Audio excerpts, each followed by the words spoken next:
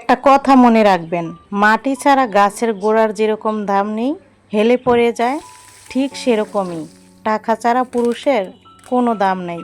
যতই বাবার টাকা থাকুক আর যতই শ্বশুরের টাকা থাকুক, স্বামীর টাকার খুবই দরকার আছে।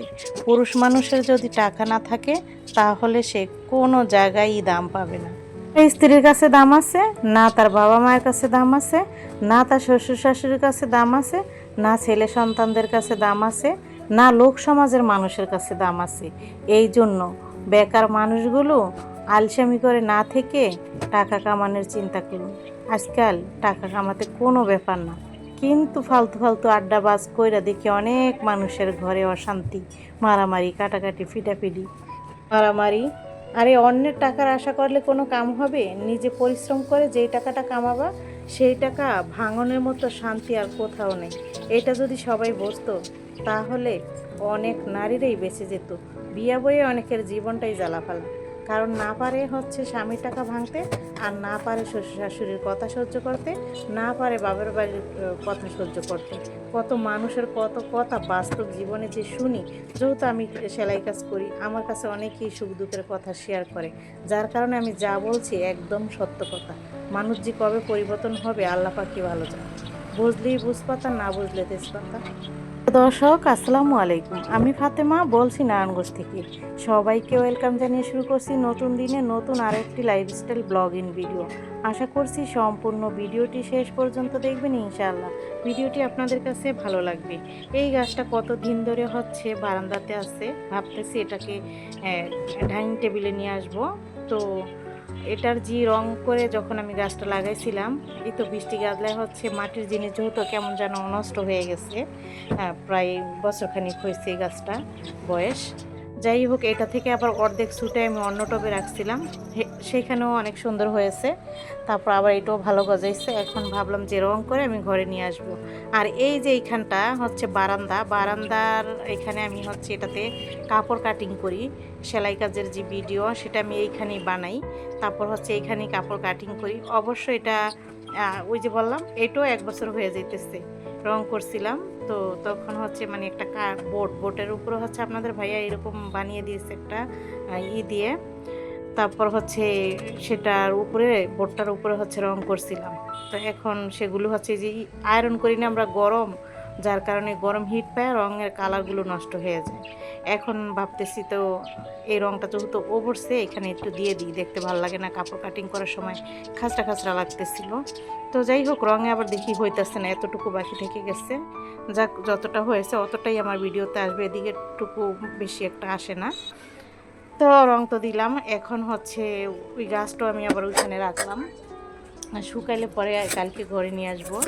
এখন আবার রান্না বান্না করার জন্য চলে আসলাম। এই তো ওই যে কালকে যে বাপের বাড়ি যেয়ে কাঁচা কলা কেটে আনলাম, তো সেগুলো দিয়ে ইলিশ মাছ দিয়ে রান্না করব। তো কাটতেছি, শেফালি আসতেছে না, মেয়েও পরীক্ষা দিতে গেছে কলেজে, আর রান্না বান্নাও করবো। তো ভাবতেছি যে কাটি কুটি নেই, তাহলে তাড়াতাড়ি হয়ে যাবে। শেফালি আসলে আবার থালাবাটি ধুবি। এখন ভাবতেছি ও যদি না আসে, তাহলে তো আমার আবার থালাবাটিও ধুইতে হবে, সব কিছুই করতে হবে, পড়ে রয়েছে অনেক কাজ। তো এরকমই হেল্পিং হ্যান্ড থাকলে ওদের আশায় আসলে কাজ পড়ে থাকে অনেক সময়, তাদের অপেক্ষায় থাকি কখন আসবো। আবার যদি বলে হুট করে না আসবো না, তখন তো আরও ঝামেলা। এই হচ্ছে এই কাহিনী। তারপর হচ্ছে এই মাছ যখন আমি কাটতে লাগলাম এগুলো, তখন আবার এই যে সুরমা কি বলে রূপচাঁদা মাছ কিনে পাঠাইছে। রূপচাঁদা মাছ আসলে খাওয়া হয় না, তো আপনার ভাইয়ার খেতে ইচ্ছে করছে, কিনে পাঠাইছে। এরপর আবার কি করে সেগুলো আপনারা একটু দেখবেন। তো প্রথমে হচ্ছে ইলিশ মাছ 4টা নামাইছি, 4টা হচ্ছে আমি মানে রেখে ফ্রিজে রেখে দিচ্ছি। 4টা যার কাটবো না, এই 4টা আস্ত অবস্থাতে রান্না করব। সাইফুল তো খায় না, তো আমরা হচ্ছে 4 পিস কাটবো না, এমনিতে আনামি রান্না করব, মানে একটু পিস করবো না আর কি, সেটা বলতেছি। তারপর করলো কি, মাছ কিনে আবার পাঠিয়ে দিল রূপচাঁদা মাছ অনেকগুলো। বলে এগুলো ভেজে খেতে অনেক ভালো লাগে, বিয়ে বাড়িতে রেস্টুরেন্টে যায় মানে সেখানে যে খেতে অনেক ভালো লাগে, কথা ঘুরানোর চিন্তা আর কি।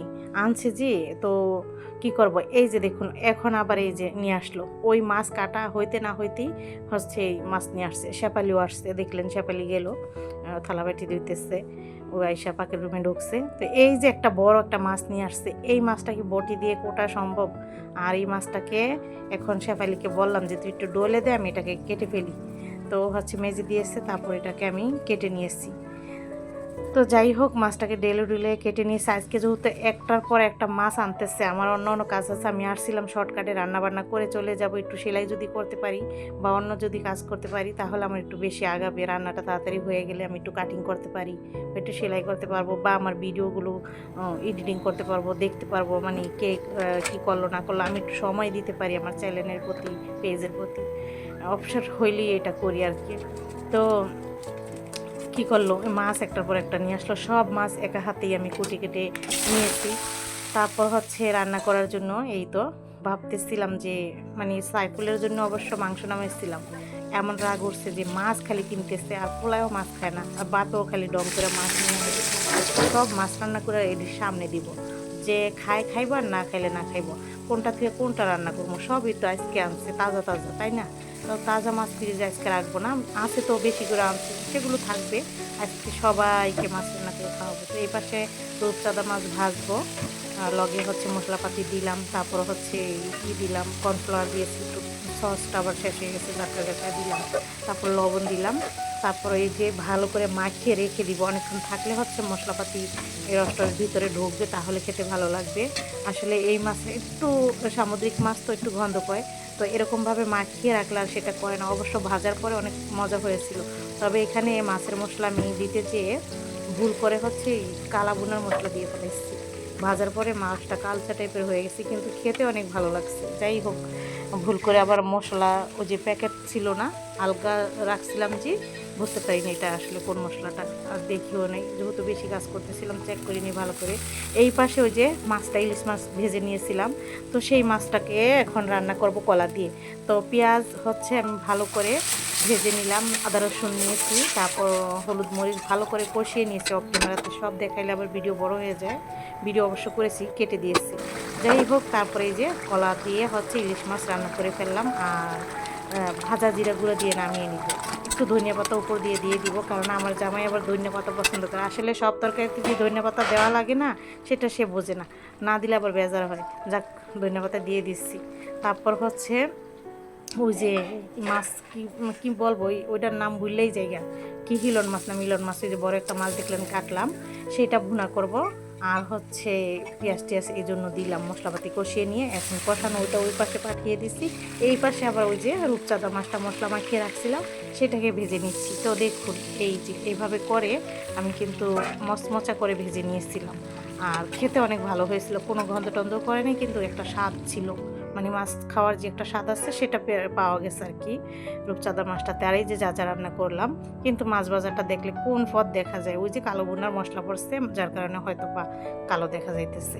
অন্যদিন সুন্দর করে ভেজে আপনাদের সাথে শেয়ার করব। যাই হোক, মাংসের কালো বোনা দিয়ে আর আপনারা এই ভুল কাম আমার মতো করেন না, দেখে মেখে মশলাপাতি দিবেন, তাইলে ঠিক হইব। যাই হোক, এই তো সাইফুলকে দিয়ে দিলাম, সাইফুলকে বললাম যে আজকে তোর মাছ খাওয়ানি লাগবো, তারপর জোর করে 2 পিস মাছ দিলাম। আমি যতক্ষণ ছিলাম 1 পিস জোরের মধ্যে খাইছে, যেই নিয়ে আমি নামাজ পড়তে চলে গেছি তখন সে ভাতটা থুয়ে চলে গেছে দোকানে। তারপর আপনার ভাইয়া আসলো, আর এই যে দুইজনে 2টা রূপচাঁদা মাছ খাইলাম, তারপরে একটা করে ইলিশ মাছ খাইতেছি। এরপর আবার আপনার ভাইয়া ওই যে মাছ, বড় মাছটা পিস পিস করে রান্না করছি, ওইটাও খাইছি। ভাই এত মাছ কি খাওয়া যায়? মেয়ে আবার কলেজ তো নাই, আসার পরে বললাম যে ভাত খাও, তো সে মাছ দিকে ভাবতেছে কোনটা থেকে কোনটা খাবো, সবই তো ভালো লাগতেছে আসলে। সব তো বড় বড় মাছ, একটা খাইলে মনে হয় আর খাইতে পারবো না, এমনকি সবই খাও। হ্যাঁ, বলতেছে একটা খাইলে আর একটা খাইতে পারবো না, এখন কোনটা খাইলে ভালো হইব কও। তার আবার ইলিশ মাছ খাইতে মন চাইতেছে, আবার মন চাইতেছে রূপচাঁদা মাছটা ভাজা খাইয়া ফেলে। তা আমি ভাবলাম যে যেইটা মন চায় সেটা খাও। যাই হোক, এরপর আবার পপকর্ন ভাজা খাওয়া হলো, বিকেলের দিকে চা খাওয়া হলো, পপকর্ন ভাজা খাওয়া হলো। এইভাবে করে হচ্ছে আজকের ভিডিওটি শেষ করছি। আপনাদের কাছে ভিডিওটি কেমন লেগেছে কমেন্ট করে অবশ্যই জানাবেন। যারা এখনও আমার চ্যানেলটিকে সাবস্ক্রাইব করেনি, প্লিজ আমার চ্যানেলটিকে সাবস্ক্রাইব করে দিবেন। যারা পেজ থেকে দেখতেছেন, প্লিজ আমার পেজটাকে ফলো দিয়ে রাখবেন। সবাই ভালো থাকবেন, আল্লাহ হাফেজ।